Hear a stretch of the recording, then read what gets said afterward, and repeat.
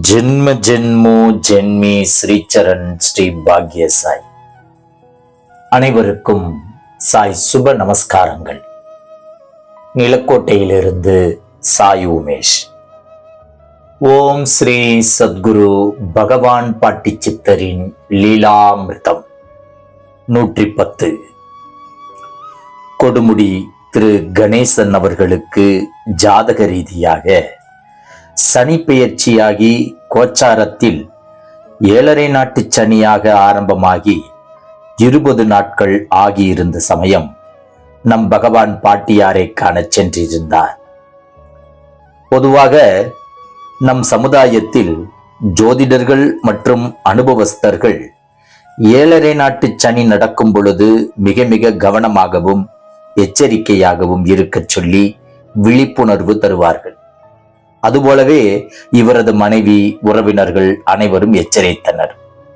செய்கின்ற தொழிலில், வேலையில், குடும்பத்தில் கணவன் மனைவி உறவு, வாகன பயணம், கோர்ட்டு கேசு, கலகம் என எல்லாவற்றிலும் கவனமாக இருக்க சொல்லி எச்சரித்தனர். என்ன நடக்குமோ ஏது நடக்குமோ என ஒருவித அச்சத்தில் பயந்து கொண்டு இருந்தார் திரு கணேசன் அவர்கள். இந்த சூழலில் பாட்டியின் முன் இவர் நின்றபோது நம் பாட்டியார் ஒரு இடத்தை சுட்டிக்காட்டி அந்த இடத்தில் அமரச் சொன்னார்.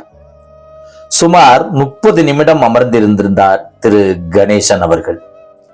பொறுமை இழந்த திரு கணேசன் அவர்கள் அந்த இடத்தை விட்டு நகர்ந்து பாட்டிக்கு அருகாமையில் சென்று அமர முயற்சிக்க நம் பாட்டியார், ஏண்டா நான் உன்னை எந்திரிச்சு வர சொன்னேன்னா அங்கேயே போய் உட்கார்றா என்றார்கள் சற்று கோபமாக.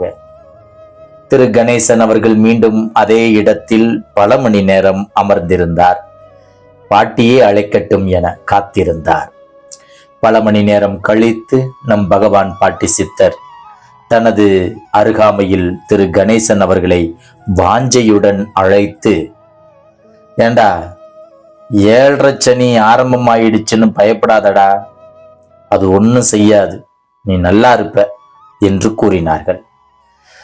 பாட்டியாரிடம் எதுவுமே சொல்லாமல் தனது பயத்தை பற்றி மேவிக்காமலே பாட்டியாருக்கு எல்லாமே தெரிந்திருக்கிறதே என ஆச்சரியப்படும் வேளையில் பாட்டி தன் விரலில் போட்டிருந்த ஒரு மோதிரத்தை கழட்டி இவரது கை விரல்களில் மாட்டிவிட்டார். அளவிலா ஆசீர்வாதம் தந்தருளினார் திரு கணேசன் அவர்களுக்கு. பல மணி நேரம் காக்க வைத்து இவருக்கு ஏற்பட்டிருந்த 7.5 சனி தோஷம் போக்க பாட்டியார் ஏதோ அந்த நேரத்தில் செய்திருக்க வேண்டும் என யூகித்து கொண்டார். அடுத்து வந்த 7.5 ஆண்டுகளிலும் சனியினால் ஏற்படக்கூடிய எவ்வித பாதிப்பும் ஏற்படாமல் மிக மிக சந்தோஷமான நிம்மதியான வாழ்வை வாழ்ந்தார் திரு கணேசன் அவர்கள்.